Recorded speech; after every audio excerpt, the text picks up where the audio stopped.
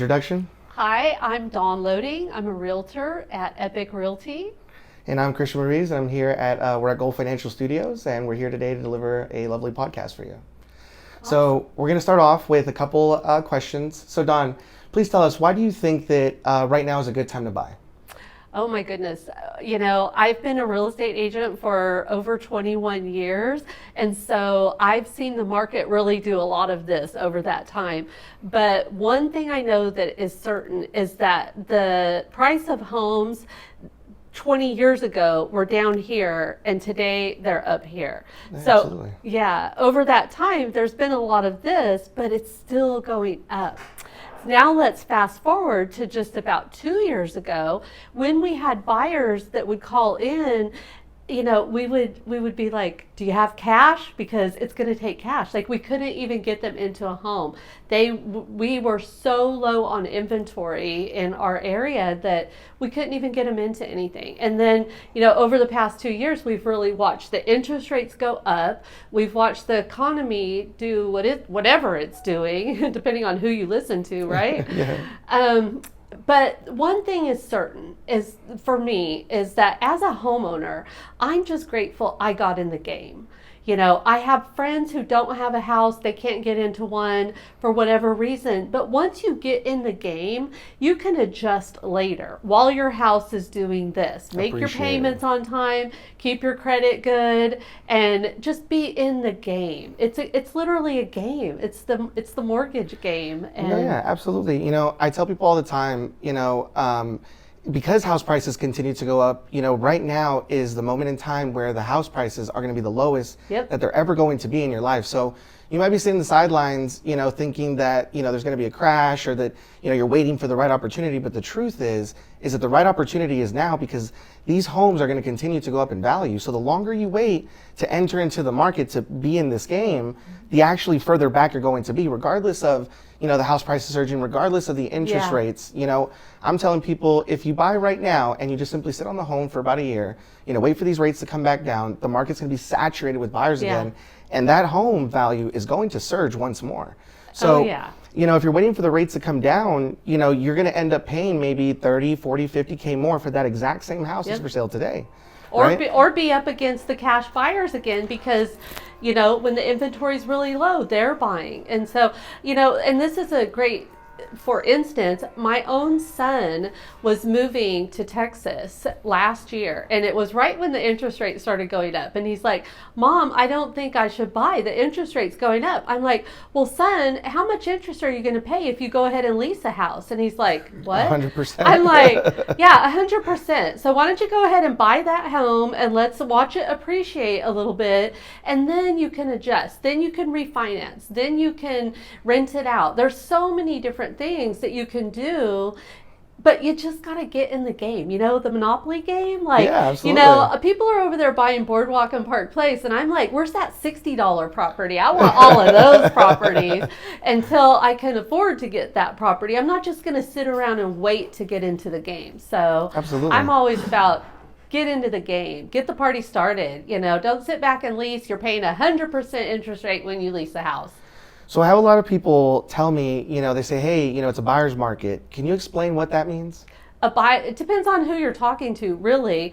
But from my experience, when they're asking that, they're like, it depends on if they're a buyer or a seller. Who has the most control over the transaction or the situation? So if it's a buyer's market, then they've got a lot of inventory. They've got a lot of options.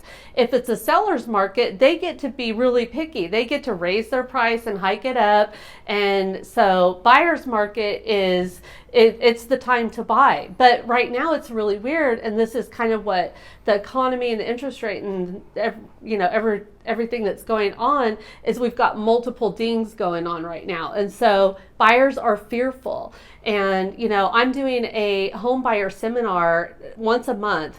My first one starts on the 30th. It's on a Saturday. It's a webinar.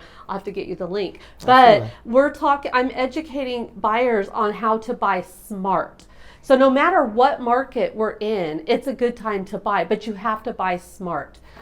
Absolutely. I tend to think that a lot of people, when they're house shopping, You know, they're looking at houses and they're looking at them from an emotional standpoint. You know, they look at a house and they imagine, well, my children could live here. You know, it's a great community.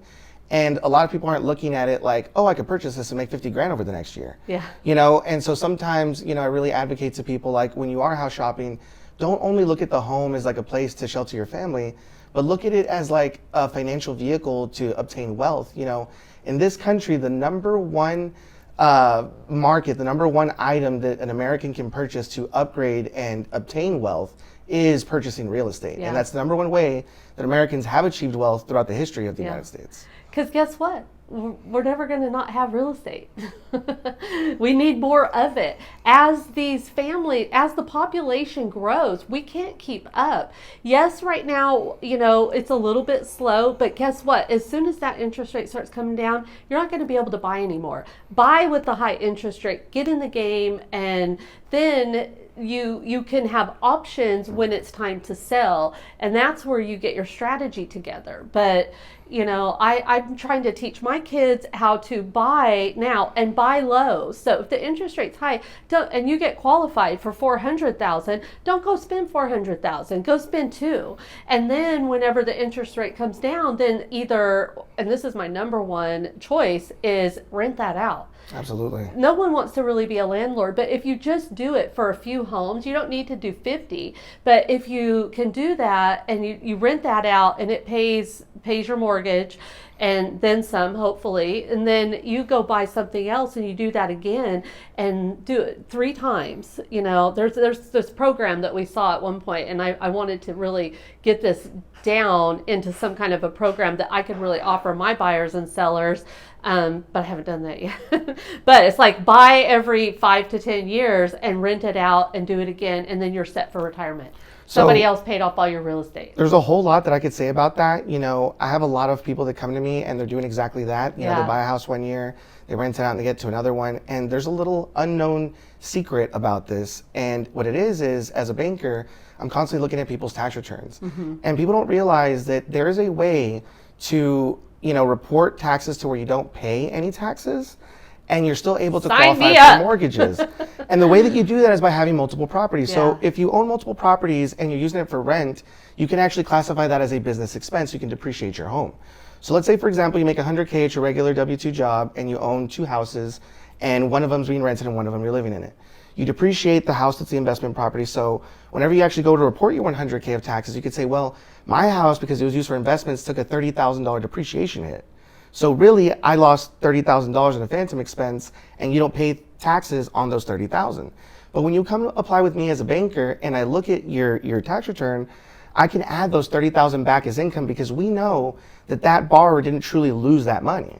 So there's ways as you obtain properties. You're so my new lender. There are ways of obtaining properties where you'll get to a point, if you have enough of them, where you, number one, don't pay taxes, collect a bunch of rent and have your mortgage paid for. And like you said, be set up for retirement to where they could just coast out, live life, and live off the empire that you built. Love it. Yeah, absolutely. Well, it was a pleasure, you know, doing this interview with you. Thank you so much. Absolutely. Yeah, I think we need to have another conversation for sure. For sure. Well, thank you all very much for watching, and our contact information will be above. If y'all need anything, please give us a call. It'd be our pleasure to help you.